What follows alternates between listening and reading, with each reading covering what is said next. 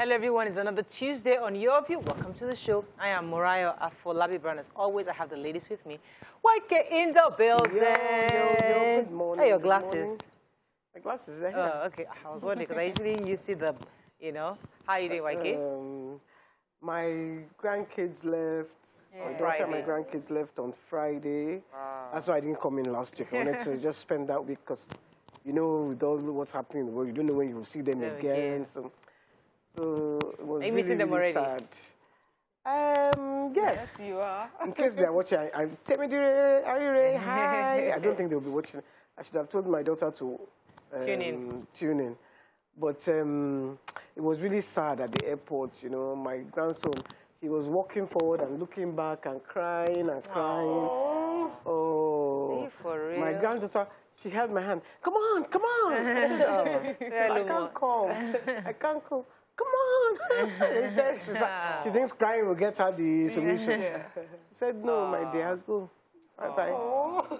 Wow. You'll be okay. You're going to see them soon? No. I can't afford to be going up and down like Kenny. Let me be here for a while. I will go, but not now. Not right now. How you doing, Takwe? I'm good. I don't know why Nigeria can be so negative. Yesterday, I wanted to sponsor a post I did. I went live on Friday while I was on the site in Amagba. And because of the sun, I didn't read people's comments. I was just doing my video, we are live in Amagba, the estate has been launched, all of that. So I just started reading comments and I was saying, scammers, they have come again. Tokwe, don't let them use you to scam other people. And I'm wondering, people, it's as if they're not listening to what I'm saying. They just come and spew the hate within them. And they're like, Amagba is a troublesome area. The place is a scam. Don't fall for it. And I'm reading Ahoji. Did you hear that this project, it is my project, it's my company. I'm not a face for somebody else. It's my baby. So why would you just come without information? And you just come on somebody, so this social media vagueness, where somebody can just hide behind the phone and just come and just say anything, and nobody can say anything about it. There are many people that they just defame them. We need to do a show on this, because there's a lot of faces behind this phone that say a lot of negative things about people, and you just wonder, who gives you the right? From where? Anyways, how you doing, Mariam? I love your outfit. Thank you so much. I'm loving the green too. So for me, I'm just so happy. Things are sort of finally falling into place. So grateful to God. I'm grateful to God, and I'm so excited for the future. So, many times, the reason I'm saying this is that many times we're quick to talk about what it is that we're going through that's tough. And then we're very shy to talk about what it is that we're enjoying. Yes. And I just want to say I'm grateful that I'm alive and well and things are looking up. How are you, sis? I'm doing well. Yesterday I went for a shoot, and it was nice. Yes. To see a lot of women in the media there was nice. So we'll see how that goes.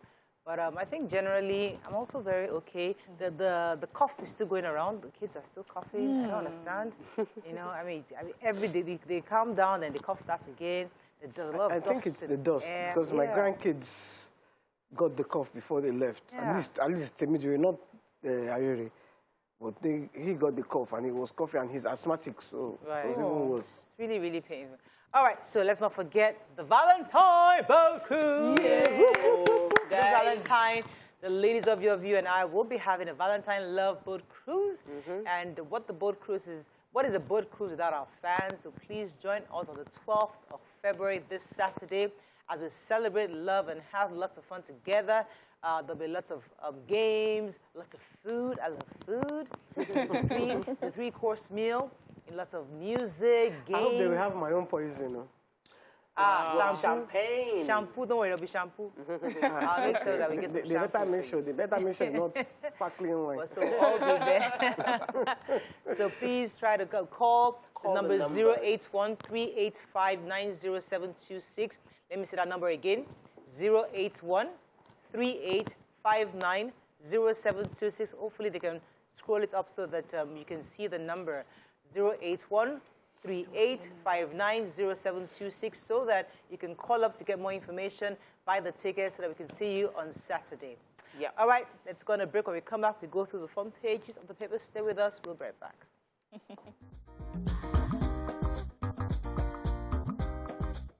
Stay tuned. Your View will be right back.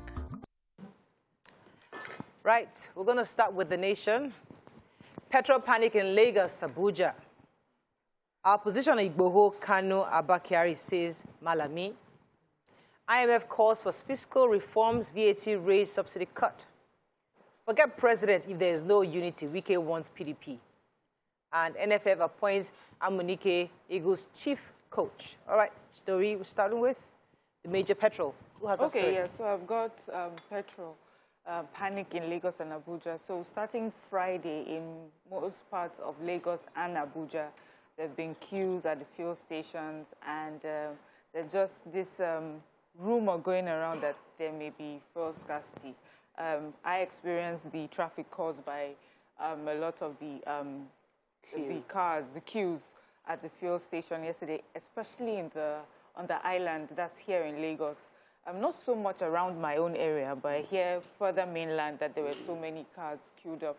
But, you know, the reason NNPC is saying that there's no need for panic buying, that they have enough product in storage and in stock for all of us. Although there are two information out there. There's an investigation. The investigation is not in the nation. I think it's Vanguard, where it's talking about it looks like there's adulterated product that's out there.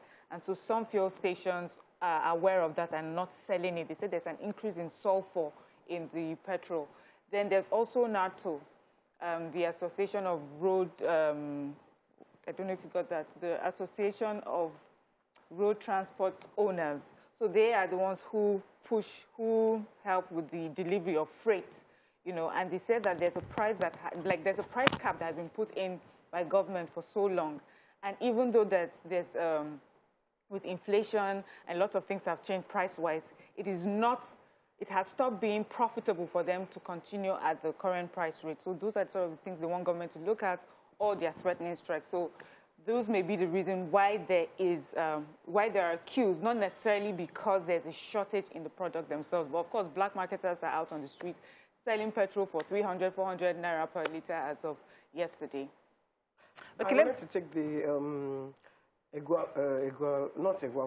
Amunike. Yeah, he's become the chief coach of the national team, and I don't know if people remember him, but he was responsible for the 2 goals that got us the African Nations Cup in '94, and he was part of the Olympic team in '94 as well, in the Olympic Games, and he's now the head coach. Eguavon is the chief technical advisor. So I'm happy that we are just doing the local, we don't have to go for the using our own. My only hope is, because when they employ Igbo, they will pay them. When they employ our people, they won't pay them. They don't get commensurate. And they hold that. Stephen Keshi, they were owing him money till he died. You know, so... Let Amunike complain first. Let us even know what they're paying him. But let me take Malami's story. Malami was in an interview yesterday, and he said quite a bit. He was asked a lot of questions, and he touched on quite a bit of issues. First, he totally condemned the Transparency International's index against Nigeria. The placement of Nigeria, number one, that was an issue for him. Also, he talked about Nnamdi Kanu and Sunday Igboho. He said that these cases, these trials are ongoing right now. According to him, Sunday Igboho is standing a trial outside Nigeria for illegal travel documents, and that has nothing to do with the federal government. And Nnamdi Kanu also is facing trial, which will go smoothly and naturally. That there's no political solution to any of these cases. That we have to just allow the courts to take its course. And also, he touched on the DCP Abakiari's story with Hush Puppy, said that there's an allegation of corruption involving Hush Puppy, though there's no sufficient evidence to proceed with criminal proceedings against Kyari. But there's a prima facie case, obviously, with a suspicion has been established. And also, he mentioned about, I think he said something that was really interesting. Rochester Okorocha, he said he's not being witch hunted. That is nothing wrong with an allegation, that he was arrested based on an allegation. But this is he's not facing political witch hunt very clearly. And so you can't stop anyone from making allegations, but his allegations should be looked into and checked before the justice is carried out. And there was one more thing he touched on, I think. Let me see. What? Magu. Yeah, he said Amagu wasn't being witch hunted. Yes. Okay, as well. Yeah. So let me take PDP and Wike's comment. So Governor of Rivers State, Nyesom Wike, was paying a visit to Senator Ahmed McCarthy to wish him speedy recovery, and then after the meeting, he gave a press release saying that the PDP should forget presidency. The goal should be to unite. That if whether you zone, it's not about party zoning system or contest between one another in the party, that until the party comes together, then there is no contesting against APC. It feels like PDP has the solution to Nigeria's problem, and he's saying that for PDP to rescue the bleeding, in his context, bleeding Nigeria, PDP needs to get its act right. And many people are dependent on the fact that PDP should get itself together before it can step up to rescue the nation. Okay, moving on quickly to the Punch. Portal breakdown. NIMC telcos meet again. Chinese Nigerians battle faults. Subscribers remain stranded. I think I took that story yesterday on Monday. Lagos filling station short queues persist in Abuja. Ondo FMC doctors tackle CMD over retirement and panels visit. Widow faces imprisonment for cutting househelp's body with razor. Ondo keeps children. Presidency, I want to stop Nigeria from disintegration, says Tambuwa. Oromoni, defense prosecution clash over evidence. Father Whip testifies February 14th. Reps probe 45 million accounts without BVN with 1.2 trillion out deposit. And remove subsidy. Official exchange rate. IMF urges federal government. Okay, let's start with the human interest story. Who has that? Why could you have that story? The lady, the widow who cut her son. Yes, we told that story yesterday. Yes. Yeah. And she's pleaded guilty to 3 of the 5 counts. And they're going to, the judge is going to sentence her. The next date, I can't remember what that date was. 14th, I think. Yes. And the one that she pleaded not guilty, that one will go for trial. Her 4 kids have gone for to the government. Yes. The boy is in hospital. I think it's just such a sad, she's done that, and now her kids are going to grow up without a mother. She's a widow. The boy, it was a neighbor who had seen the boy bleeding that saved her. I think she needs therapy as well, honestly. You think she needs therapy? Yes, I think she needs help. She almost killed the child. Just now, because of meat. She should get the therapy in imprisonment, yes. I can't really understand what was going through her head. She took a razor blade and was cutting the child because of meat. Michael, did you see the video? Thank God, who was it that posted it? I think it was Obiajulo, or I can't, it was you. No, somebody posted said viewers' discretion. When I see viewers' discretion, I always discreet myself. Let's take another story. Yes, the IMF is advising our government to stop this subsidy, stop subsidizing fuel. And it's just looking at generally our economy and all the issues that we'll be facing if we continue to do that. So, they gave their own recommendations. So they are saying remove fuel subsidy, increase the value-added tax rate, improve tax compliance, and rationalizing tax incentives. Just a lot of the things that, I guess when you look at it economics-wise, it will make sense for our country to take these tough measures. But we know that because of all the things that we're going through in our country, we don't think that government should even start to look at that, especially when it comes to the removal of subsidy. But they're saying that this is the best time to actually take these tough measures. Okay, I want to take the story of FMCs. The Ondo Federal Medical Center doctors are tackling their CMD because the CMD is meant to retire July. And now his appointment, he has been renewed for the next 4 years.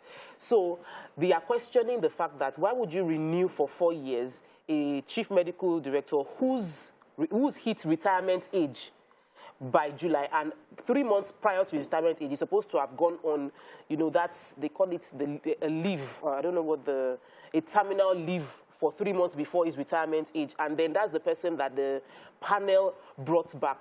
The CMD on his hand said that based on performance appraisal, he's been given the extra 4 years, and it is people that are opposing him being the CMD that are fighting it. I feel everybody has their due turn. There are procedures we should follow.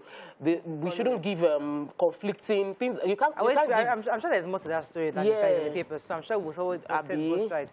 But now, before I go on a break, let me just quickly, part of the efforts to ensure that we generate more money to fund the budget deficit that we have, the House of Reps are going to be investigating the 45 million accounts without BVN, because the money comes from about 1.2 trillion out of deposits. So there is actually an ad hoc committee. It's called the Ad hoc Committee on Claimed Funds in the Nigerian Commercial Banks, CBN. So there's actually a committee that's handling. So they're going to be investigating that, because they need money to fund the current deficit we're having in our budget, because according to them, we can't continue to fund our budget with domestic and foreign loans, which is definitely not sustainable going forward. So if you have money tied down with banks that with account numbers are not connected to BVN, let's find out whose own money are these. If they're not, if it doesn't belong to anybody, let us take it to the TSA. You can borrow it, not to take it. It's not your money now. You can borrow it, but you must not take it. Why is it not linked to BVN? What if Nigerians and abroad cannot come back home? Well, that's why there is an ad hoc committee investigating. Don't just take it. Let's go on a break, and we come back. We continue with the review. Stay with us. We'll be right back.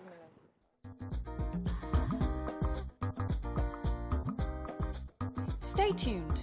Your View will be right back.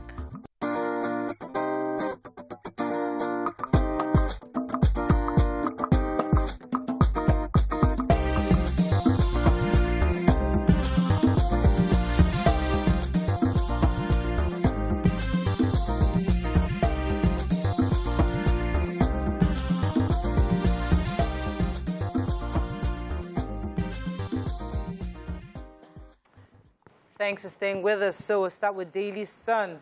2023, Osinbajo gets Pastor Adeboye's nod. Immigration releases ex-governor Odili's seized passport. IPOB no going back on cow meat ban in Southeast from April 1st. JAM introduces self-service outlets in Lagos and Abuja. Supreme Court decides Rivers and FIRS VAT, Imo Rivers oil well disputes by May 6th. PDP rejects Gumo's confirmation as INEC commissioner. ASUU to Buhari, we need implementation of agreements, not promises. An ex-Kano Emir Sanusi predicts doom in 2023. Okay, which story? Okay, let me start with JAM. So JAM has said that it will be introducing a self-service registration outlet. There will be outlets in Abuja and Lagos, and this means that all the computer literate candidates can go themselves and register for themselves. You know, unlike how we've always had it, where we just have so many candidates at the different centers waiting to be registered. And they said this is also in keeping with the COVID-19 regulations of making sure that there's spacing and things like that. So for me, I think that's really a welcome development, and that shows that we're updating and upgrading.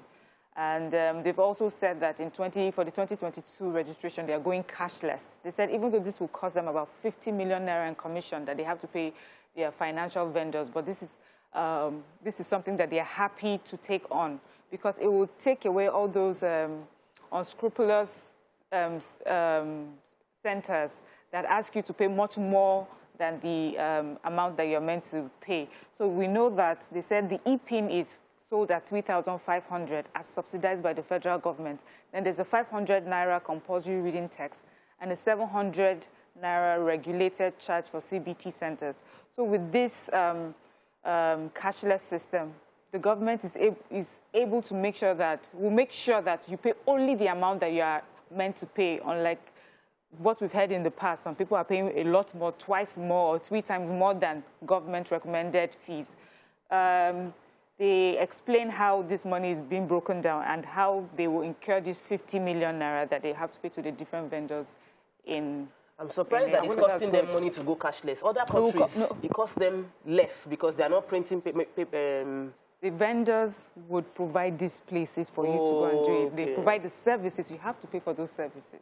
I was going to take the Emir of Sanusi's story. He's saying that Nigeria in 2023 will be in a deeper hole than it was in 2015, and that he was at the 80th birthday of the Baba Adini of Igbaland, and he says that anybody who is coming in as president should know that the problem that they're going to face this time will be more. So you have to be prepared, you have to be tough, and Nigerians, we should just keep ourselves in correct. Get ready. Get yourself ready. Get yourself ready for tough times, and the leaders too should get themselves ready for tough times. All right, let me take the major headlines. So, a group. Why are you Omolubi 2023 is a support group for Shibajo. And they declared him as the face of hope. So they're the ones that posted on their social media page saying that the vice president will announce his presidential ambition immediately after the APC convention, which is happening February 26th. They also said that he's gotten the nod of his spiritual leader, the General Overseer of RCCG, that's Pastor Enoch Abedeboye, to vie for the position, and also that the vice president has actually also told his members not to speak against his former principal, Ashwaji Bola Ahmed Tinubu. But, however, the vice president's aide himself, Laolu Akonde, quickly came out and said, take it easy now, that he has been seeing the news that the VP will announce presidential bill for APC's convention. Anyone reading the story should know it's speculative. Any information on activities and actions of the VP will come directly from his office. And that's saying that not from any sponsors or any other outside office. So we should wait to hear from his office, not from these people who are calling themselves a support group. Exactly. One day we'll find out. Exactly. Today, but we should wait. Tomorrow, we'll wait. Let's wait. Okay. The former governor of Rivers State, Peter Odili's passport was seized, and the court had already asked for it to be released back to him. It is finally been released by the Nigerian Immigration Service, but after they are now asked to pay a compensation of 2 million naira fine for failure to release the international passport of the former governor days after the prayer was granted. You know, it's always interesting when we see people that are supposed to, you know, they know the right thing to do. The court has already, we must strengthen our judiciary system by obeying it whenever there is a verdict given. Our country, our officials, or rather, everybody involved must obey immediately happen, so that we don't end up paying these fines that will probably be used into other more important areas of our country. All right, moving on quickly to Vanguard. Nation's mood to decide our presidential candidate. Anger, frustration trail Lagos roadworthiness test policy. Bandits kill 44 villages in Niger State. 2022 UTME and DE will introduce self-service registration platform in Lagos and Abuja, says JAM. Adulteration responsible for fuel scarcity, says investigation. Strike. Our NEC will decide, says Oshodeke and the ASUU president.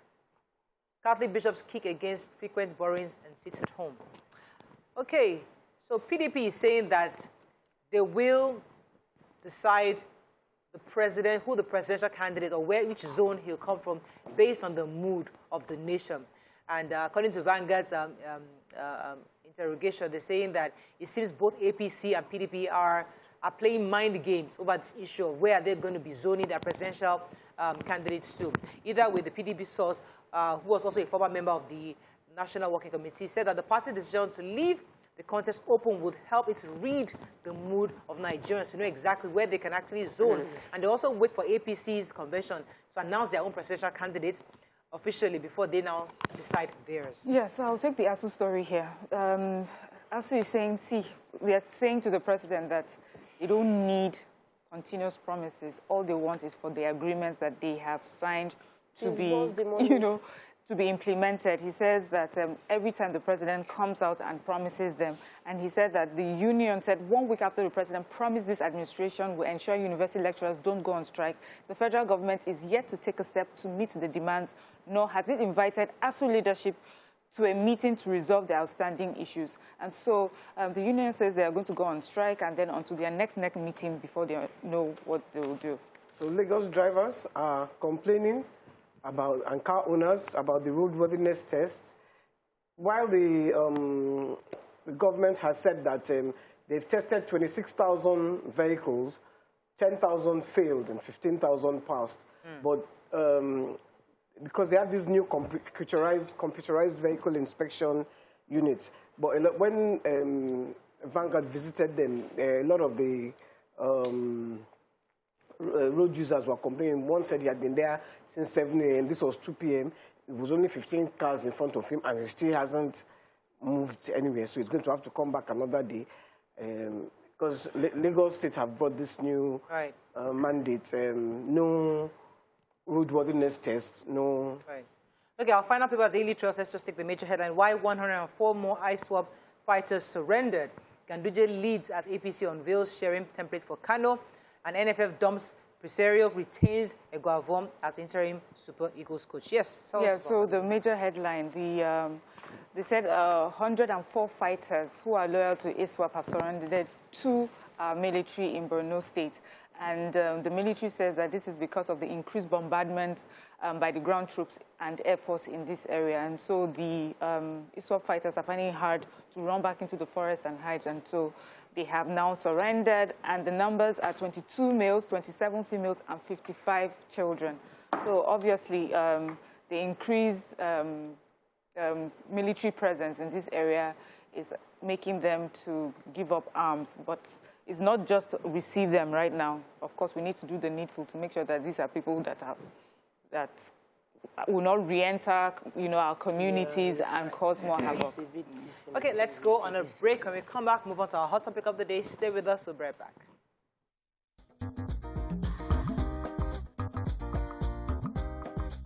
Stay tuned. Your View will be right back.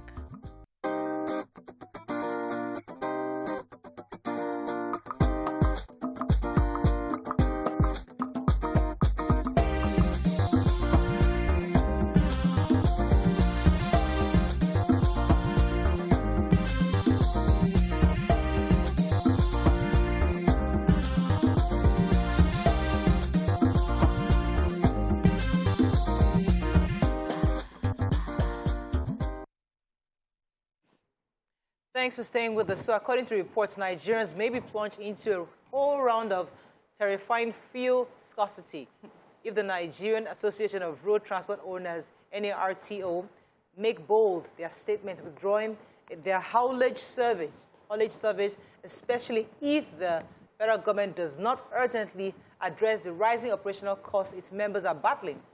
Now, in addition to this, there was a message that was going around yesterday on social media saying that the NNPC also imported PMS with high sulfur, and marketers have been advised not to sell, especially marketers that are loaded at a particular cargo.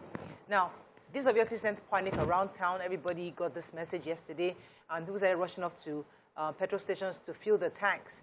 As of this morning, in my neighborhood, we tried to buy fuel, and the traffic was a lot, and even the queue was already taking over the road. So the question is, we want to ask Nigerian, what's the fuel situation in your neighborhood? We'd like to hear your experience and also hear from our guest, who is the national president of the Nigerian Association of Road Transport Owners, NARTO, Alhaji Lawal Yusuf Uthman. He'll be on the phone with us in a moment. But before that, we'd like our viewers to call in to share their experience. If you're one of those whose car or vehicle or motorbike broke down, please call in to let us know your experience. You can call us on 081-270-53687, 091-390-76948. You can also tweet us at TVC Connect, hashtag YourViewTVC. I'll take the number again, 081-270-53687, 091-390-76948. Okay, so did you guys buy fuel yesterday? No, Yes. I didn't, but this morning I noticed there was queue along like 3 filling stations that I would see along my way, and it was worrisome because I thought we had left this behind us, like we need to progress. We must grow past some things. I cannot be saying I feel like drinking Cerelac because I've left it behind. And as a nation, I honestly felt like we had left the season of ever queuing up to buy fuel entirely behind. I feel sad that we're here, and I'm worried as to the information, the NATO side. So, there are like 2 sides to the story. The NATO, which is anybody can threaten. These people can just say they want to go and check and we are in trouble. And then the other side of a high sulfur content in the fuel. But I just feel like this is not what we want. As a nation, we should leave this behind. Things like this should not even be coming up at all. Everybody do their job so as to avoid this. And I know that NNPC is a major importer of petrol into the country. So it means if anything goes wrong, it is from them. So I feel like until we start penalizing people for doing wrong things, if somebody drops the ball and they're not penalized, the wrong things will continue to thrive. There's something called total quality management, TQM. I mean, most companies use this system to reduce these kind of errors that happen, where the procedure is very clear. These are the steps you take to get to a certain result. That's why they can read. That's why if you go to McDonald's today, because the same taste, you go 10 years time, continue the same taste, because there's a TQM process that says this is the amount of salt, this is the amount of pepper, this is the amount of whatever. You know, everything is done. It's systematic. So in this kind of situation, obviously something happened. So either the operational issues that was raised by NARTO, and also the high sulfur issue that was also raised by NARTO. So these are the various issues that have been raised, and I think that they could have been preventable. Mariam, your thoughts on this? So we got fuel much later than we would normally. Normally, you drive in, and then it took us hours to get petrol. But you know, of course, when there's queues like that, you definitely panic buy. NNPC can say whatever they want to say. We are the ones that suffer it, so you panic buy, fill whatever you need to fill.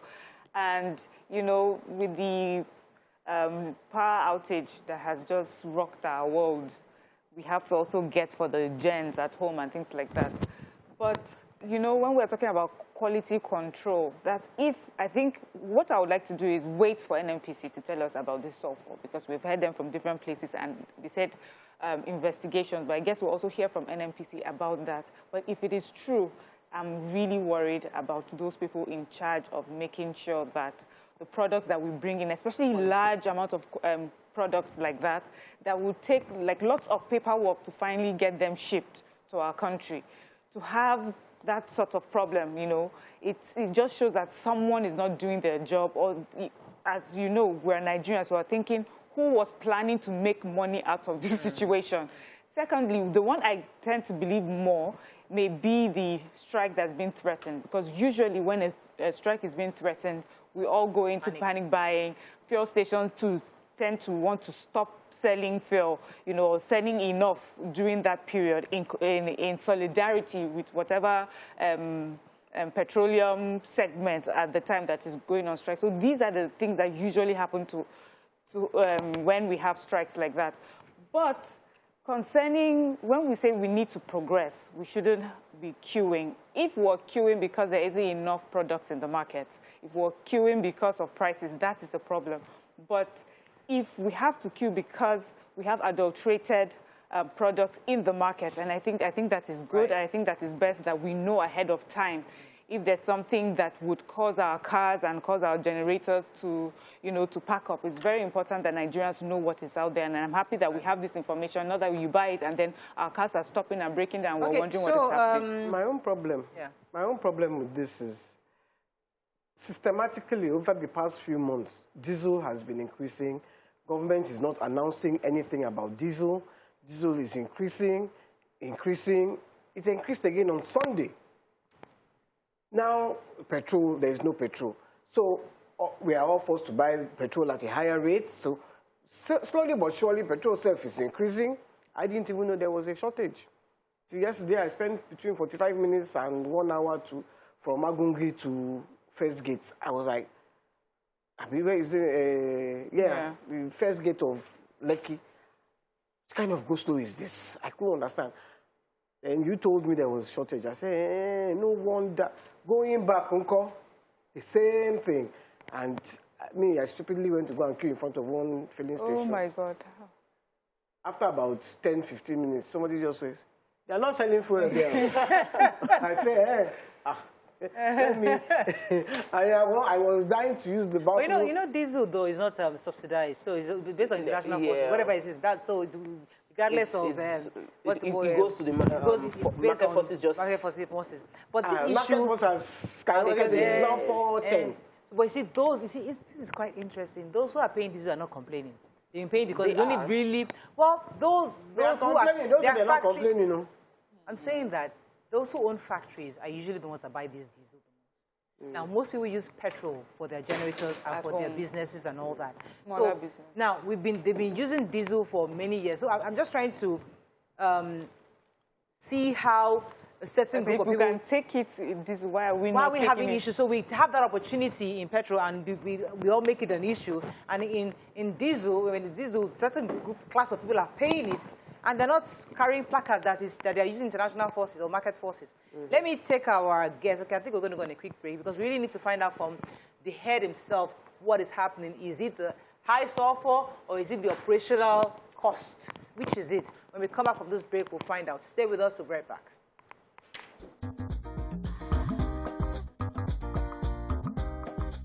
Stay tuned. Your View will be right back.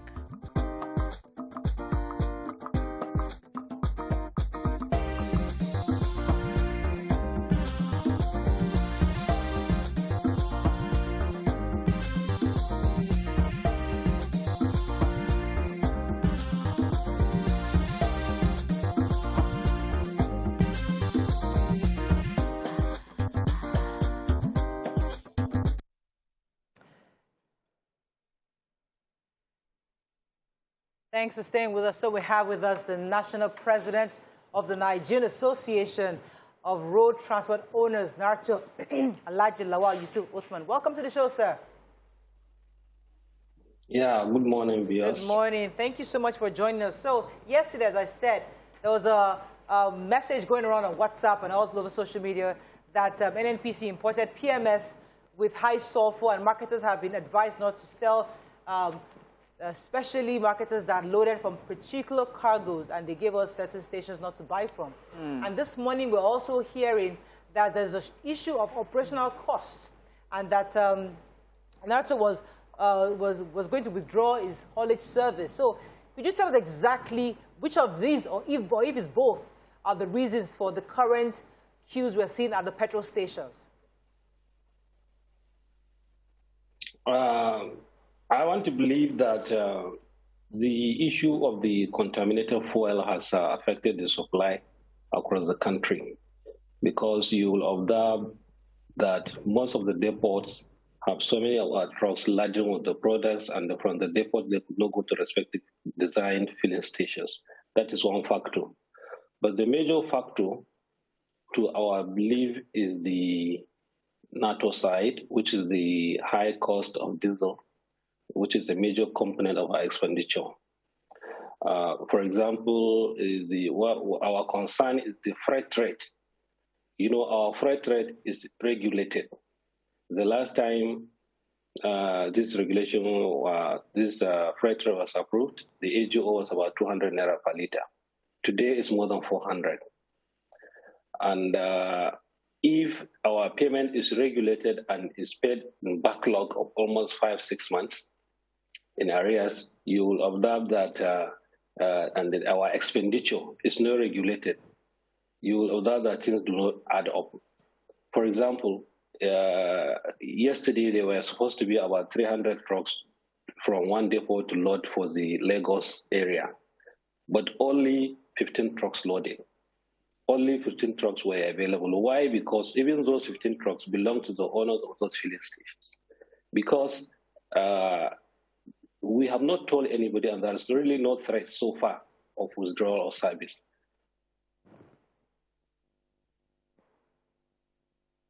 Yeah, it's hanging right now. But I think we got the issue concerned. Yes. Well, you know, you were saying something about how Nigerians pretend to... Okay. Hello, sir. Hello? We lost you for a second. Are you with me? We lost you for about a minute. Okay, the freight rate in Lagos, are you with me? Yes, we are. The freight rate in Lagos is 2 naira 14 kobo. So if you have a 40,000 truck, it means you are going to be paid 85,600. And that will come in about 3, 4, 5 months. Meanwhile, your immediate expenditure before you embark on that journey, one, you have to pay loading fee, which is about 40,000. You have to pay 100 liters to the driver to go around at current rate of 400 naira, that's 40,000. You have to give driver allowance of 5,000, that's 85,000. As against what you are going to be paid in 5-6 months, 85,600. So how do they add up? The cost of brand new vehicle today is 50 million naira. The combo vehicle is 25 million naira. Before you buy tire, 30,000, 40,000. Now you buy it 130, 140. You buy battery before 30,000. Now 60,000. You do lab for engine oil, for service, engine oil 20,000 before. Now it's 40,000. Every other thing has doubled. But our freight rate remains stagnant. But we are not, most of these people that you see have parked, they have not parked because we've not told them to park. They parked because there's really no business anymore. Right. Got you. Let me get a few more questions in for you. I mean, this is really eye-opening. And my question is, why hasn't there been any period of time where the association has sat down with government to discuss this increasing costs and how to upgrade it and update it to the present economic, realities? And why do we wait till we're threatening strikes first before we resolve issues? We've had lots of encounters with the government. The former group managing director did his very best, and he made some increase. I mean, now the MD of NPC Limited, he did his very best. They've increased. But, as they increase, the other expenditure components also increase.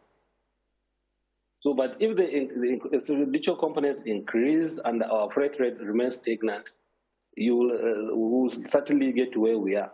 The current head of Nigeria Midstream Downstream Regulatory Agency, when he came, we told him, we met him, we congratulated him. We told him that it's a task ahead. Probably what we were expecting is that by the time they take decision on the deregulation, something will take place. But nothing has taken place. And if really we are doing business, if it's really a business, they have to do business in order to get some returns. There's really no return on this if it is really a business. Because what you spend is what you get. And you get it in 5 months. And the high cost of the no return on investment. No return on investment. And the major part is one of the major parts is the high level of insecurity, the bad roads.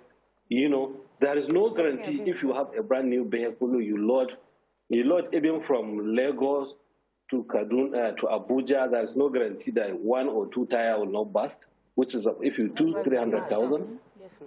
Lots of shortage because it's really very, very, very difficult to operate under this climate. Knowing fully well that today we don't have pipelines, it means we 100% more or less rely on these trucks. So there is need to ensure these trucks are available and serviceable, and the investor has some gain. People are gradually getting out of this business because there's no gain in the business, if it's really called business. Gotcha. I must confess to you, myself, I have diverted some of my trucks to container because once they load, I get immediate deposit and I use the deposit to fuel. This one does not come immediately and does not add up. All right, let me get a few more questions in for you, sir. This is very, very, it's a deep issue that I'm happy that we're shedding light to this and informing people, because people also have their own mindset of, oh, these trucks are destroying the roads, these trucks are not doing what they're meant to do. But now we're seeing it's a business and it has its own fair share of challenges. But your business keeps the nation running to a large extent. Your business fuels the nation. And so what would be the specific things that government would do now that would make you feel like the government hears you and feels your pain and is willing to keep you in business going forward? What the government is supposed to do right away is, especially those environments where you have too many. For example, in Lagos now, you want to load trucks, you can't get trucks. Why? Because what you pay is not adequate to take care of my cost. So naturally, people, no matter how you force them, they will not go, they will not do it. Whether we tell them to go, they will not go because they don't get anything from it. So they really have to increase and fast the rates so that people will know they are doing business. They have to increase and fast. This is the issue. There's nothing like threat of strike. No, it's the reality. It's the reality on ground. And as far as the road is concerned, the federal government recently approved 621 billion for the repair of road. Even that one, there are some lacuna because we understand this approval was for fresh roads. Fresh roads. But somehow, somewhere, From our information available, rightly or wrongly, we understand that some of the backlog of payment for other areas, they use this money. So where are we? Where are we? So where we are right now, I mean, we need to find a solution. So obviously, fuels can't get to the stations because of this issue that you're talking about. And many cars are now on the queue. There's a possibility that some are even hoarding because they don't want to finish the fuel they have in stock. In your view, as the president of NARTO, what can we do to resolve this issue of queue that we have right now in the filling stations? What can be done immediately? Yes, we get the part of the prayer of the government, what they need to do to help to reduce the costs of operations. But what can we do to get people to decongest the filling stations right now? Well, I cannot single-handedly, because we have stakeholders, we will have to meet as stakeholders and see how best way to bring support to the system. But the truth of the matter, like I've told you, this is a business we are doing. These trucks belong to individual transporters or companies who do it to get return on investment. As at today, there is no return on investment. The best thing to do is to increase this freight rate and fast. They can do it today if they want. They can do it today, and truck transporters will go and take fuel because they know they are going to get return on investment. That is the only option available because these trucks do not belong to government. They belong to individual transporters who enter their franchise to get return on investment. But then, of course, we'll meet with the stakeholders. If they have any solution, we'll decide. I don't want any issue in the country as regards distribution. If there is no distribution, we're in trouble. But at the same time, our members are in trouble also. I just want to get clarity. So this present scarcity is the distribution and the trucks, and it is nothing to do with the sulfur in the petrol. No. You see, I'm not competent to talk about the sulfur. But the truth of the matter, what I know is that the sulfur is not just up to 1% of the total supply of the petroleum product available. They have about probably 1 billion liters, and probably 100 million is 100 million is maybe 10%. Okay. 100 million is more or less with sulfur.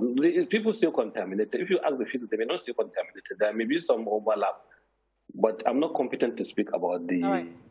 Thank you very much, Alhaji. Or whatever it is. Thank you very much, Alhaji. I know it's not as much as.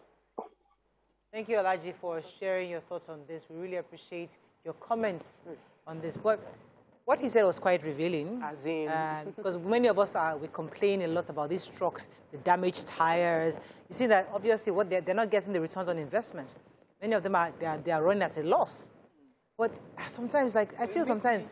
Do you know this petrol? So we subsidize the petroleum products. We also subsidize the logistics to make it cheaper. Yes, make it and then it's not profitable for the business owners. Yes. So to this run the conversation business. of taking away subsidy would be. I mean, the impact will just be multiplied in various ways. I've heard people complain about that running this oil and gas business is no longer profitable, and that most of the policy is stifling profitability of the business. So people are divesting from this investment. A lot of people have moved out of it. But as a government, we need to think far ahead. No, we need to just stop paying subsidy and let business run the way business should be run. Murayo, look, let me tell you something. Yes, because there's someone paying the price. I hear you about this subsidy. I hear you. It's a scam. Listen, I hear you. The point is, what it will do to Nigerians. I remember I just sat here and said, diesel. She's feeling it. And I'm telling you that kerosene too is not. They're not paying subsidy on kerosene. No. And we are paying. Are we not paying subsidy? Are we not buying kerosene? Isn't the poor of the poor using kerosene? Excuse me. When gas started increasing, did you not start hearing it? Yes. Were people not complaining? Yes. You were complaining because it was affecting you directly. We don't use kerosene, so we don't really feel it. But when you start to feel the pain, I am feeling diesel because I use a diesel. My business uses diesel. So I'm feeling the diesel. You're not making enough profit to keep buying diesel, and NEPA keeps taking light and keep giving you big bills. Wait. So if you remove subsidy from fuel, and there is nothing to cushion it, well, Nigerians will groan, including you that you are shouting, well, you will groan, you will cry, you will cry. Well, when you say I'm running here for business, you say, please, business, come and meet me in my house. But when you think of the transport you will use, I'm telling you, we all know. I would, I will reserve my comments because honestly, this is a very difficult conversation to have. I'm not going to go into this conversation. I'm not going to go into this argument with you. We know. I think we that need to subsidy may have to be removed. This is a businessman telling government that please come and pay, increase and reduce our costs. This is a businessman. They're costs. They're not making money. People are buying trucks. So subsidy, because the money subsidy is not just free money. There's a cost for it, and someone is bearing the cost for it, or a sector is bearing the cost for it. And we can see, I feel this is a good example of how it affects different sectors in the economy. And so government is paying subsidy, they are still being affected. To this group of people, to the NARTO, to the, those who take the freight.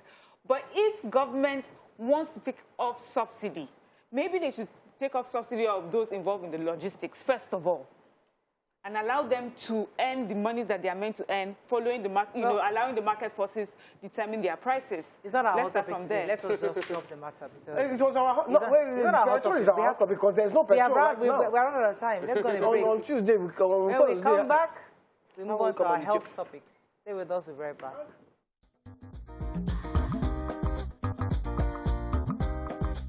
Stay tuned. Your View will be right back.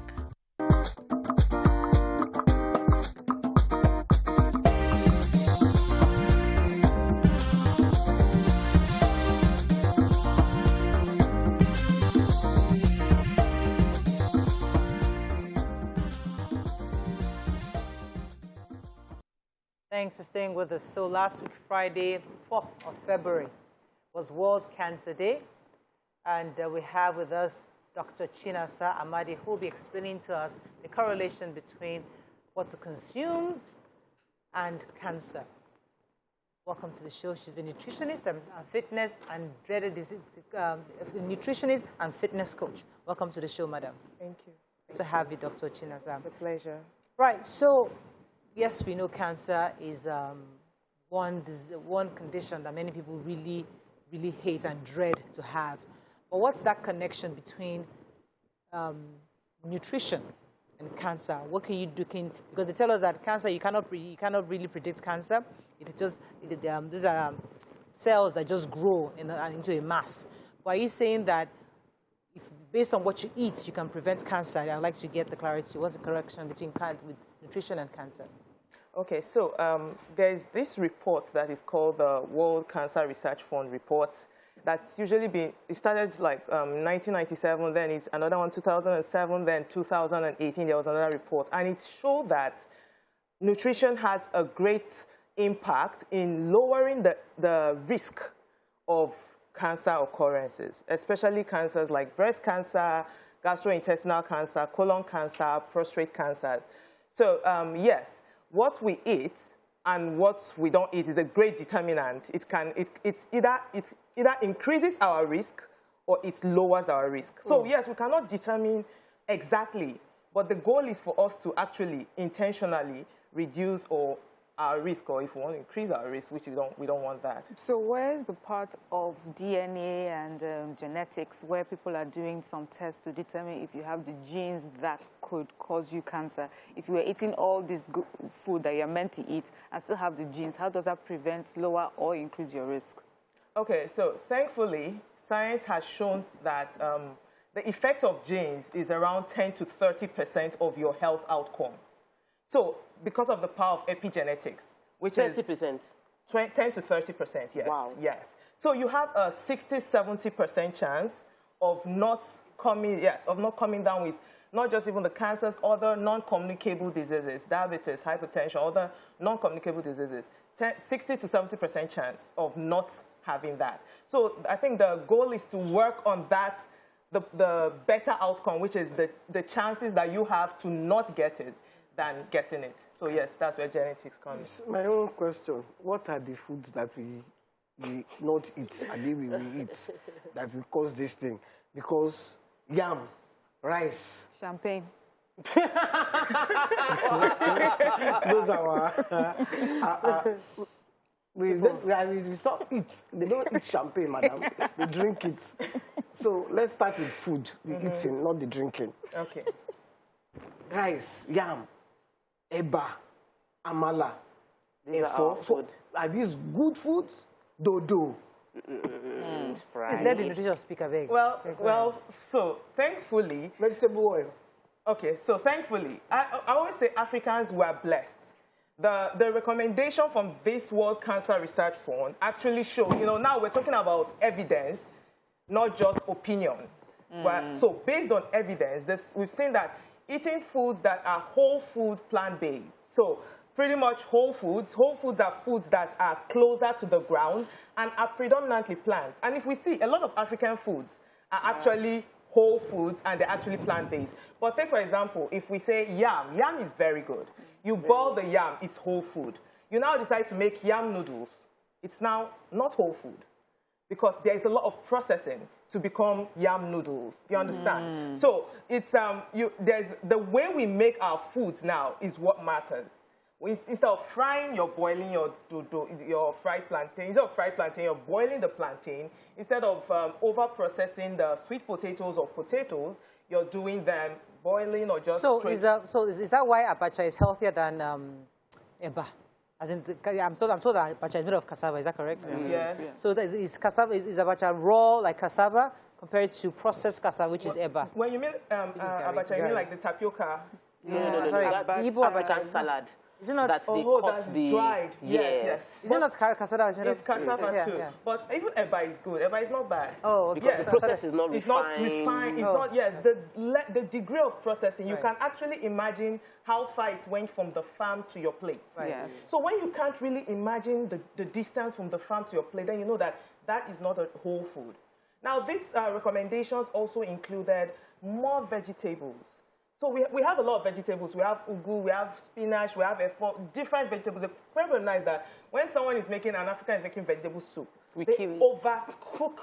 That one, we know that from primary school that. It's our grandmas that do that. We tell them, but they don't listen. Yeah, they squeeze the thing. We overcook the leaves, so they almost lose the phytonutrients, the antioxidants that we need to get from there. So that's another thing. Fruits are very good. So we have to be taking our fruits, and before we say, most of the time, what concern is always the prices of fruits. But we're like, it's easier when you go for fruits that are in season. So what is in season is what you go for. It's cheaper, it's affordable, and what is around you, it's easy. Let's bring the conversation to what we understand. Recently, I had to cook. I was learning to cook bitter leaf soup, and I made it for the first time on Friday. But I went to the market, and they gave me bitter leaf that they've already squeezed. So they said they washed it. So I'm like, why did you wash it? I thought I would just cut up the bitter leaf and then put it in the bottle. So I have to really squeeze it. So is that bad? Because when I even saw the water coming, I'm like, this is the essentials that I'm throwing away.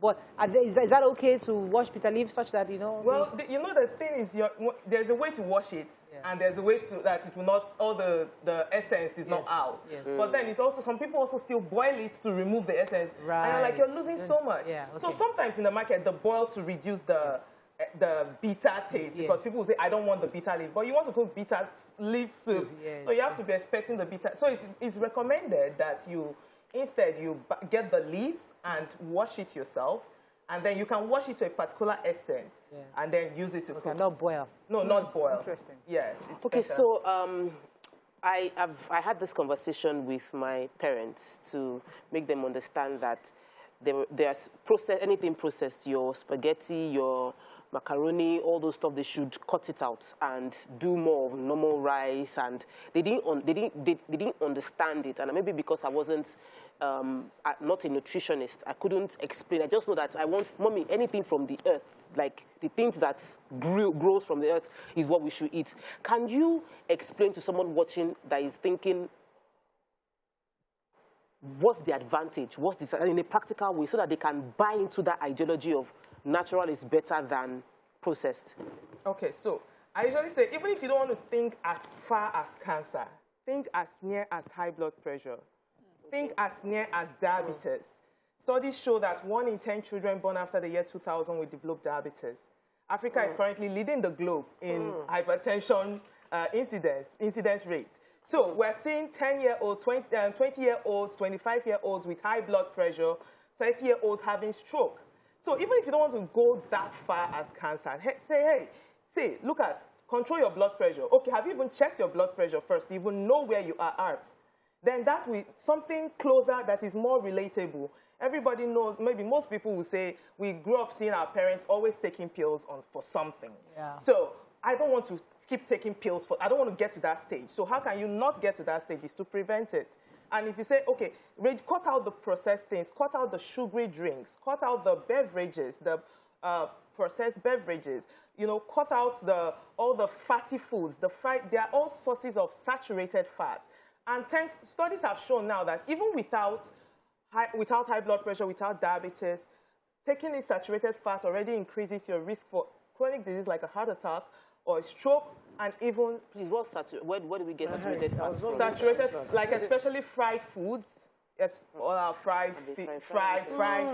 We like fried foods. Most people, when they are going to work in the morning... let me tell you something. I agree with you. Yes, just air fry and everything. But there's some meat like ram meat. You have to fry it. Ram meat, no, it has to be fried. Some things you can throw it in the oven. I do that by chicken. My chicken is going to... When I buy ram, you have to fry ram. So I'm so sorry to break. Part of the recommendation is to limit the intake of red meat. Oh, really? Yes. So that's part of the recommendation. So what do we eat? I've heard. Yes. So limit drastically. ASUU at one time. They're not coming for it. Okay. It's actually real. Okay. No, so if we're not eating red meat, what are the kind of protein we can eat that is safe? Now, that's the thing. Protein is not just animals. You can get protein from plants, too. So that's the first concept. When you're like, oh, there's no protein in my food. No, there's protein. There's protein in your beans. There's minute proteins in your... There's meat. Well, she's on keto. She's on keto. Okay. Oh, okay, don't all right. go there. So I'm not going there. Stick to... No, I'm not going there. I'm not going there. But even red meat is actually classified as grade 2 of cancer causing. So even if you must you can do chicken, you can do fish, if you must. So those are better options. So you don't eat ram meat? You don't eat ram? Chicken and fish, right? Have you ever eaten ram before? I'll call you doing salad. You follow me? I have. I grew up in the north side. The ram is not, you don't miss ram. Okay, but I mean, to corroborate what you're saying, my mother died recently of cancer. And she's one of the healthiest eaters I know. She takes salad, she doesn't take excessive carbohydrates. She's very careful what she puts into her mouth. So when she was diagnosed, I was shocked. But after speaking to lots of people who had experienced cancer, I realized that at the point she was in, she died 10 weeks. The cancer presented itself 10 weeks before death, which is compared to many others, like a year, 2 years ahead, because they had bad nutrition. So many of them present earlier, and they have to deal with this whole thing for 2-3 years. But she was at the tail end. Then it was about to back up. That's when the thing now presented itself. So the doctor was telling me it's possible because she was eating so healthy. So it reduced, and it gave her longer life because she was, when you say healthy eating, that's my mom. But I guess you're right. You know, when you eat well, it reduces, but doesn't stop it. No. But reduces. That's the goal, to reduce our risk. And also, we should not lose sight of the importance of checking. Yeah. So doing a breast scan for women above 40, prostrates for men, you know, there are some protocols that recommend colonoscopy, maybe every 10 years, once in 10 years, you know, anything and certain vaccines now, like there's cervical cancer vaccine. Yes. So every sexually active woman should take advantage of all that. So science is constantly evolving, and they are bringing out things that can help to reduce incidence, reduce risk. Right. So we should then hop on it and get checked. Thank you so much, Dr. Chinasa. It was a pleasure having you on the show. Thank you. Thank you for shedding more light on that. Let's go on a break now. When we come back, move on to other health issues. Stay with us. We'll be right back.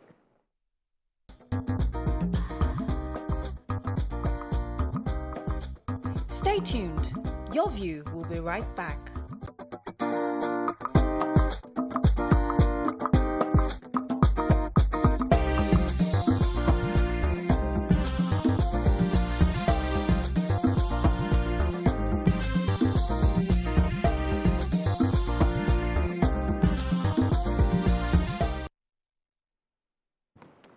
Thanks for staying with us. So joining us on the show to discuss the medical brain drain in Nigeria and how the country can ultimately revive its ailing health sector is Dr. Malvis Humphrey.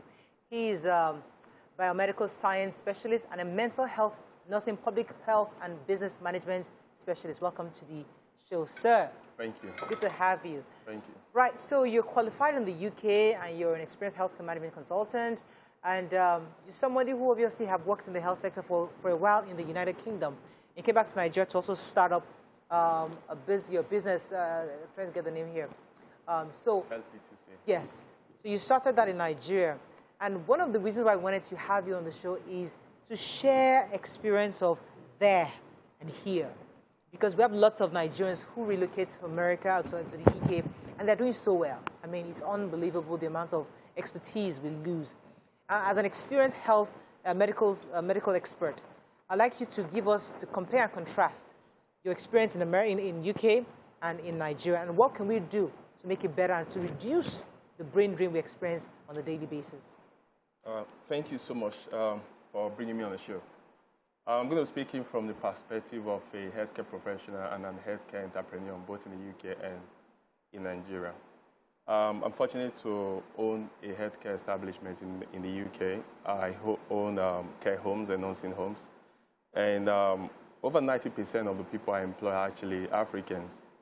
And one of the things I've been doing over the past years is to actually do a bit of survey as to why. Why is there a lot of influx of nurses, doctors from developing world, Nigeria being one of my case studies, obviously, because I'm from Nigeria, and looking at how do we support to limit that brain drain. One of the first things I've been able to come across was regulation. In the UK, we have a well-regulated healthcare system. We have a body called the Care Quality Commission, which all healthcare providers, wherever you are, hospital, I've been a hospital director before as well, hospital, wherever you are, you have to be registered with the CQC. And the CQC, Care Quality Commission, regulates everything, up to your staff workforce, the quality of healthcare. So every healthcare provider have a level of service they have to provide, which gives everyone working there satisfaction and even give the patient a bit of confidence in the service that they receive. Then coming to Nigeria, so my question was, do we have the same regulatory system that make healthcare something that the patient and even the people there are proud of? And that's one area where the country is actually failing. We don't have an effective and a healthcare system that is well implemented, that is actually creating that quality of care that the patient and also the staff working there need. I've been fortunate enough to work with a lot of state government, and that's one project I'm currently working on, trying to set up a regulatory system that's actually effective.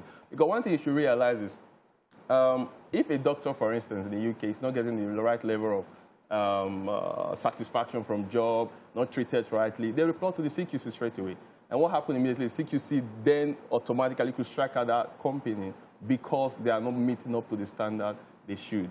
Wow. So that way, automatically, you living in a system where you know the workers are actually still owners of the business because they can get you off if you are not meeting up to standards or to some certain levels of criteria. But doctors are usually paid. Go ahead, man. Okay, I was just going to say, for Nigeria, it's about, most times, it's just about how much they get paid. Okay. So this organization that makes sure that everyone gets the satisfaction from their jobs, does it also determine how much they are paid, and is that what we're lacking here? Okay, another thing is living wage. You know, the UK have a system where people are paid by minimum wage living wage. And again, living wage is basically a calculation of those the income you need to make your basic needs. The problem we have here really is not people talk about you earn so much. I have a lot of friends, people have doctors working for me and nurses. If you look at what they pay there, you make a lot of conversions. You look at if somebody was actually earning a living wage here, look at the quality of life. Actually, living in Africa, you have a better quality of life. That's something I always argue with people because you are able to get involved in things that actually you could have a lot of, for instance, the type of food that you eat. There's a lot of organic food here, which gives you a better lifespan and all that. But the problem we have in Nigeria is the workers here, the healthcare professionals here, are not getting living wage payments. You go into a hospital, for instance, you ask the nurse how much are they paid. You realize the nurse could be earning 30,000 naira, 40,000 naira, which is not enough for them to live. I'm not saying you have to pay a nurse $1 million naira, for instance, because the government or the healthcare provider might not be able to meet up to it, but a living wage. In the UK, a nurse might be earning £2,000 a month. Ask the nurse at the end of the month how much is left on your savings. You realize they don't have a lot left. But the question is, they're able to use what they are earning to have a good quality of life. Yeah, but you see, you get money usually through the insurance companies. I mean, there's a system that pays the doctors. So, I mean, I've worked for an insurance, a health insurance company back in the US, and I know where doctors have to send us their bills. You know, so we pay them. So it's not so. In Nigeria, a lot of hospitals have private businesses. I can only pay you what I earn. And many, in fact, some hospitals don't even like going through the through this insurance company because many of them they don't get paid properly. They like the private clients because those ones will pay you and you can actually pay your staff. But we don't have a very functional healthcare system such that the health insurance adequately pay our doctors. That's an issue. But do you really believe the Ministry of Health is not doing enough? Because if you ask the Ministry of Health, they'll say, listen, we are helping to fund. We're doing what we can do, but we're not an insurance company. We can't pay the salaries of these doctors. It's a business. The doctors should pay their nurses. Yeah, like you said, the Ministry of Health is not doing enough. The reason why I say that is I've fortunate to have quite a lot of friends who work in ministry. The question is the funding is there. But the problem is when you don't have a system that regulates processes, fundings will be misused. Right. That's true. The funding is there. The finances are there. They are there because I'm fortunate to get involved in some projects.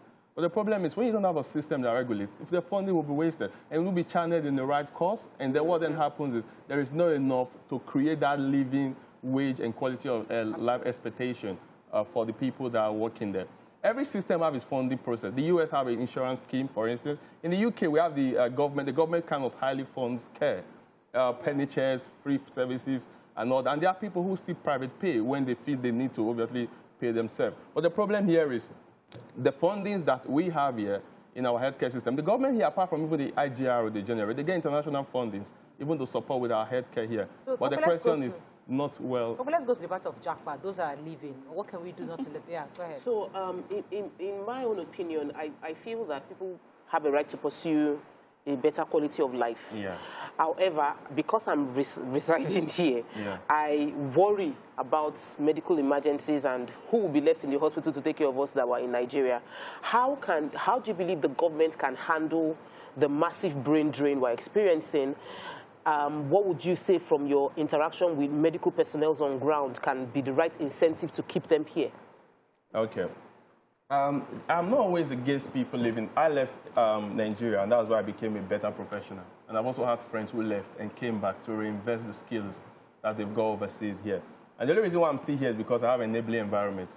So what I mean is I've been able to meet people who created an environment that is allowing me to function. So at the end of the day, first of all, the doctors and nurses that are leaving, in as much someone is not getting enough to have a good quality of life, you can't stop them. Yeah, first of all, what we need to look at is what policies do we need to have in place, at least to make the wages of a doctor, to be able to give them a quality of life, a living wage. They're not asking for too much.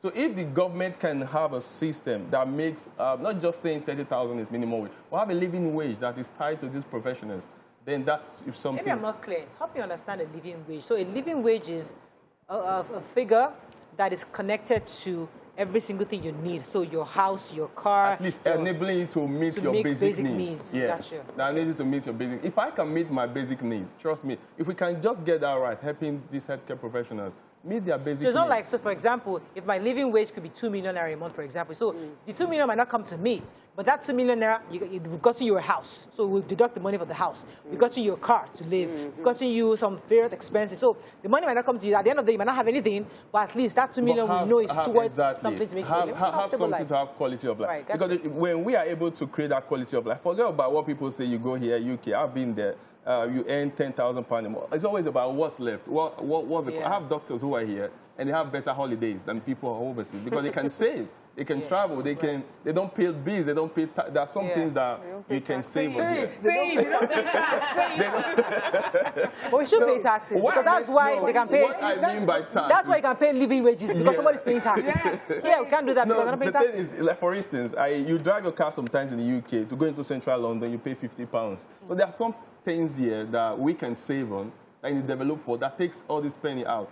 But that's the problem for us because we are telling Nigerians to pay for ordinary to buy electricity. They increase tariffs while they carry placard. Ordinary, any little thing. They remove subsidy so you can pay fuel in market prices. They carry placard. It's the same thing. When they are paying. It's the same thing. For what they are getting. They are not getting it. You won't get it if you don't pay it. Yes or no? No, answer. I want Listen. I don't mind paying tax. Yeah. If you don't mind, but listen. Yeah, Waba. This What that guy that Idris Waba, what's it? Let me finish. The NLC guy doesn't want to pay tax. Let me finish. If he lives in the UK and he's no. paying tax, Yeah. when he retires, Yes. that tax, they will use it to look after him, so Yes. he doesn't have to work. Yes. Even as a private citizen, not government employee, here it's only government employees that gets pension. If I'm going to pay tax, what is it for me? What is in it for me at the end, towards the end of my life, when I'm 60, when I'm 70, when I'm 80, and I cannot work again? Yeah. There is nothing. So I've just paid tax, forgot, and then some government people will just do the tax as they like. Let there be a system where those who pay tax get pension. Let there be a system where people will see the benefit of the tax that they are paying. Okay. So I don't want us to divert the conversation. Yes. But in Lagos State tried to get us taxes. Remember, and I always when during Ashwaju's time, where the federal government did not give federal allocation, he now started looking for internally generated revenue. He got money. We now started establishing LASMA. We got street lights over the place. We started seeing what the IGI he was generating. We saw it. But can't you use that same format and say, okay, let us do this on the federal level? No. Ali Uwaba will carry placard and say, don't increase taxes. Don't increase this. How would you get anything? If Lagos State has used a template that works, can't we therefore replicate it? I mean, we've seen it work in Lagos. Yeah, anyway, let's not change it because we can always let's go back to brain drain. So, sorry. Yeah, another thing we need to look at is what are those income? There are some things we can't stop. Now we can't stop the brain drain. So what do we do? If we are able to create a system that creates more employment opportunities for our healthcare professionals to earn income in a different way, even while not living in the country, then that's another area where we can reduce how much these people live. So one of the projects we started to get involved in, we are training healthcare professionals who get involved in consultancy, even on the technical direction, telemedicine, where people don't have to leave the country, but they could be consulting for people outside of the country. I have medical professionals who have started to do content writing while they are here in Nigeria and earning in pounds. Yeah. And I've had people who have started to mentor to become healthcare consultants, where they can, because sometimes you need international companies who actually want to go into developing world, and they need someone who can do a bit of survey statistics. So the country needs to start looking at how do we, if we can't afford and make these people rich, how do we create opportunities to make them to be more skilled, to be able to do things. That's like having the best of both worlds. So you're in Nigeria, and you're not paying the taxes they're paying there, but at least you are earning You're pounds. able to get that. You're able to get that. So and if we start looking at that direction, so the doctors, I've got a few doctors and nurses who are already working in that direction. I run a company that is into healthcare, that train people on to become healthcare assistants. But okay, go ahead. I want to quickly just throw in this question, because I like the way you said that you came and you met people that gave you sort of like an enabling environment. Because many people watching, we have lots of diasporan viewers who would like to have that, come back home and do something with the knowledge they've acquired over there. Yeah. What would you say is the state level? What has the response been? Because we hear the negatives. We don't hear this positives one that you're getting that. How has that been? Coming back, who gave you that enabled environment? And how would you encourage people watching right now that would want to come back home to add value? Okay, I think I've been in the, I was fortunate to be sometime a commissioner in the UK in the borough in health and the healthcare manager. So what I used to do then was I invested in bringing commissioners to the UK. Not the government didn't pay for it, I paid for it because I had the passion. I was looking at how can healthcare improve in Nigeria. I funded healthcare professionals, policymakers to come to the UK, have a forum where we discuss what their problem was. And me coming back to them, I've never one day gone to a state and said, my first impression was not come and let's start talking about contract. I was looking at how can I give to you. I've given more than state can give to their citizens, even to some states. We just did a project where we gave close to 100 million worth of medical equipment free to a state. So we're coming with intervention. So after a while, when they started seeing that it's not just the norm, it's about improvement of process. So then at the end of the day, it becomes crazy when somebody brings solutions to you, but you not then align them with your needs. Sorry, Miriam. Is there a group of Nigerian medical doctors in the UK where you guys come together and have a formidable force, like towards or are you all just individually doing one by one? You come home, you go home, you do this.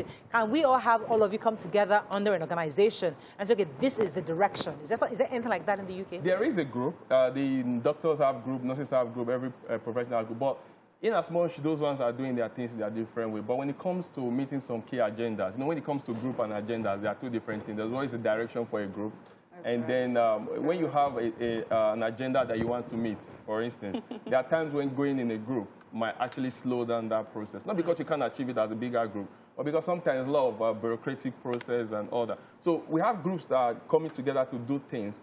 But most of the time, some of us that have actually created more remarkable impact have been those that are doing very specific agendas. Yeah. So I'll come to you, Mariam, now. So because we've seen the Indian format, the Chinese format, they go as a group. They don't individually. They actually come together, and that's how they're able to create communities internationally and try to give back. But you know what? We understand the politics of the whole thing. Yes, Mariam. So you just started to mention training, and I wanted to find out what you think. A lot of people say, our Nigerian medical personnel are so well trained in Nigeria, and they go abroad and they do so well. But here we constantly talk about all sorts of mismanagement, mistakes. Is it the system that's the problem, and thereby making our medical practitioners complacent? Or is it the lack of that organization that you say helps to maintain a standard, even though we have a medical organization that helps to maintain standards within our Nigerian hospitals? What is it that they are doing differently there that makes our Nigerian medical practitioners do so well over there? When they get there. Yes. I think the first thing is I've had doctors that came to my practice, and the first week they came, I had to make nurses mentor them. Not because they were not academically sound, but they don't understand a lot of medical ethics. So the thing there that's different is being a doctor that qualified 20 years ago, a nurse that qualified last year might know more than you because there are latest ways of doing things. But the problem that is here is how has continuous professional development like? Exactly. I have a PhD in infection control, but every year I still have to sit down and get someone train me who might just have a BSc on infection control, on what is happening in infection control, because it's a requirement that I need to show that I've done infection control training every year, even when I have a PhD in it. So that's the same thing. So we have mandatory courses that every healthcare professional must do. See, there are some of them that I can close my eye and train, but I still have to sit down every year to keep my license because I have to show the government I've attended it. Safeguarding training, health and safety. So what systems are we implementing here? That a doctor does not, you don't have a choice. You have to do this training every year just to make sure that you are things might have changed. Updating yourself on a regular basis. So that's something we also lack here in the country.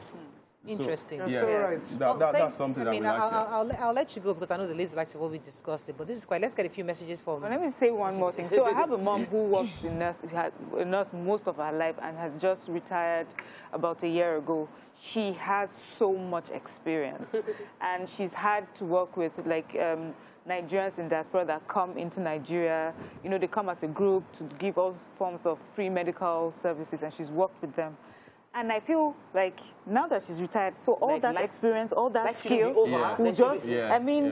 can use her? I mean, who can make use of the skills that she has now, and how would it impact our health sector now?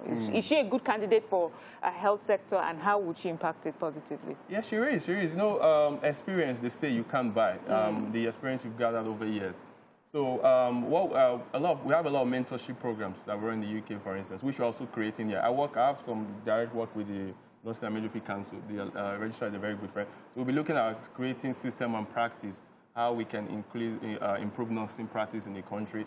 Such people, for instance, who are that have had the experience and all that, there are so many things ethically they've learned, experience they've learned, incidents that they've seen that they can share even with the new people who are newly qualified. Yeah. I think it's just about identifying themselves to a group or to an organization or even to a hospital who has that same goal and vision. Right. Like we do, for instance. We have a lot of nurses on our board who are high-level nurses. Just on the lighter note, there was a Catholic hospital that is in Maryland that my kids took their immunization from, and the matron there was a retired matron from the regular government. She has finished in the government hospital at tenure, and then she now volunteers at time in a Catholic hospital, and she was amazing. There's always a difference, you can tell. It's different. She was wonderful with the kids. But I wanted to ask you, because over and over again, it seemed like we know what the problem in Nigeria is. Systems. We need to have systems. When we strengthen the system, everything works well. Yeah. And for us to have that system, we need to have policies and people follow through with the right policies. I went to the US, I want to become a realtor. I must do training every month as a realtor to show that I'm compliant. How do we implement the right system? Like, can we leave government and focus on every state creating a medical blueprint, and how can that pan out? Yeah. So, like what you said, every state needs to create their regulatory system. We're currently helping a state now mirror CQC in the UK. The state have given order upon and went in there, brought CQC policies. I did a revamp of their health system, visited all their hospitals. Now they're actually passing through the House of Assembly to have a regulatory system that regulates healthcare in the state. That's where we need to start Checking from. all the private hospitals. Yeah, and there are some states who have something that looks like it, but it's not yet there. So what we then look at is, okay, it's something they want, they had an idea, but we then go in there, strengthen it, make them have a better understanding. But majority of the states don't even have this. If you don't have that, you can't expect quality where there's no regulation. Can I read this tweet from Festus Akimbo Yewa? He says, FG can't fix our health sector without taking the difficult decisions about how to fund it. UK government just raised taxes and national insurance to tackle the crisis in the health sector. Even pensioners will now pay taxes for the first time in the UK. He says FG must stop all subsidies, stop spending billions of naira to train doctors. Tuition fees for medical students in the UK is averagely £36,000 per year. Then they will be able to invest effectively in the health services and pay doctors well. Nigeria, I mean, that even buttresses the point, because Nigerians, we train the best doctors in this, part of the best doctors in the world. They go to University of Nigerian universities, and they travel abroad, and they're the stars. But their counterparts abroad are still paying back loans, £40,000. Well, you get a very, very subsidized education. You go abroad, you earn the big salaries, and you don't have to pay anybody's that is one of the problems that we have here. We subsidize the education. We subsidize fuel. Subsidy everything. Subsidize processing. We subsidize health. Everything. Education. I didn't talk about fuel. We subsidize education. And then you cannot afford to continue. Yes. You know, so I think all those things. So there was a time that it was like, yes, they had free education, everybody traveled abroad, they come back, you know, free education here, free this. But we can't afford that anymore. We even had free scholarship abroad, and then they will go abroad with government funding their education abroad, and they don't come back. Yes, we can't do that anymore. Where the country was mismanaged. Yeah.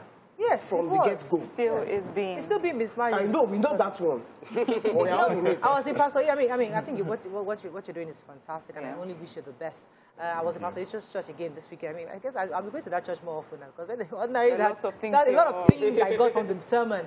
He was talking about the fact that he went to the UK. His wife was sick at the time, and he was told that, listen, for you to get this woman, we have to go and see a special doctor. So I can't remember the neighborhood. You put that on silent. The neighborhood was supposed to be in. They told him to go in for £30,000. And he had to just gather the money. And he got there. They were all waiting for this big doctor. He was waiting for this white man to show up. And just saw this guy in jeans and T-shirt, an Indian on the side, a Malaysian on the side. Where is the doctor I'm waiting for? And it happened to be this smallish-looking guy. So the guy started checking his wife. What is this guy checking? This guy waiting for weeks to get an appointment. And guess what? He had to say, Uncle, what's your name? He said, I'm Emeka. He said he wanted to, he just froze. Uncle, which university goes to? University of Nsukka. And this is a doctor that was highly revered. Yeah. That they were waiting for to see his wife. So the point is that we have the best. That's the truth. And you're one of our products that have traveled abroad. We're proud of you. We're proud in you. We like that you're coming back, but I will still advocate that all of you, Dr. Emeka's, all of you like that in America, form a group. Yeah. Have an agenda. Have a 10-point agenda. Okay, we're going to put X amount of $millions together. We're going to do this. We're going to invest this. We're going to come back to train and get this, your CQ, whatever it is, in the States. Have a plan. You can't do it individually. Yeah. Only one state. We need a group. Some states will listen to you because you don't speak their language. Probably the state will listen to. The truth of the matter is Nigeria is a very funny country. It is. It is. That's the first question. So it's not about coming as a group that gives you. It's about who are you. You know what I mean? So who you know. We know. So if you know you're going to get, you rather try to get success where you know you get success rather than fighting against a brick wall. So because we can only do the best we can. But honestly, like you said, we've got the best medical professionals in Nigeria. Yeah. And there are things that can still happen to make people stay. Absolutely. But just that we're not looking at them squarely and also implementing on the right. I mean, the guest we brought, was it yesterday? The presidential candidate. Yeah. Oh, yeah, last he was saying that when his friends were talking to him, he said, listen, when they were asking him, what would you want me to do if I become president? He said, just hands off. Leave us. Just leave us. Let the private sector just do this thing. Leave up. Your job as governor, as federal government, just a facility. Make sure that there are roads. Make sure there's electricity. Make sure the basic. Leave us to work. If it's medical, we'll sort it out. If it's health, everything will sort it out. But you know what? We'll get there someday. That's how we conclude. Better. Every conversation in Nigeria, we say, but it will, because little by little, he's having impact. It might not go all around. Of course. But some Edo State education, Lagos State education, there's impact. You know, there little by little we're churning. Thank you very much. Any final words we have to wrap up, sir? Just to kind of say again that healthcare, we will get there at some point. And the truth of the matter is, like she said, taking it one region by region. Yes. We can't solve our problem. Even the UK still have problem. Yes. That's just the truth. America everywhere has problem with healthcare, which we can't solve in just one. Everyone keep improving. But we just have to have faith in what we're doing. Yes, so thank you. I hear that. YK said YK was making a comment saying that, she was reading saying that pensioners are going to be having tax. She said it very calmly. The pensioners will be starting to pay tax for the first time. If it was Nigeria, she will carry tax out. Hey, pensioners. Excuse me. They are calling for taxes. Are you going to tax pensioners that you are not giving money? They are taxing the pensioners from the money that they are giving them. What are you saying? Pensioners are not paying for transport services in the UK. Did you remember? Remember Funke Akindele's? Have you paid your? There was a real campaign in Lagos State, LIRS there. Have you paid your tax? I am not against paying tax. Don't even go that way. No. I am not against paying tax. You and Ali, don't want us to pay tax. I am saying if I'm paying tax, I want to see. Let me see what when I'm 80, what did I pay tax for? Yeah, we'll see. At least you should have free healthcare. At least in the list. That is all we can take on the show. Thank you very much. See somebody driving YK, big car, doing big wedding for his daughter. Have a lovely day. We'll see you tomorrow. Thank you. I pay more than you.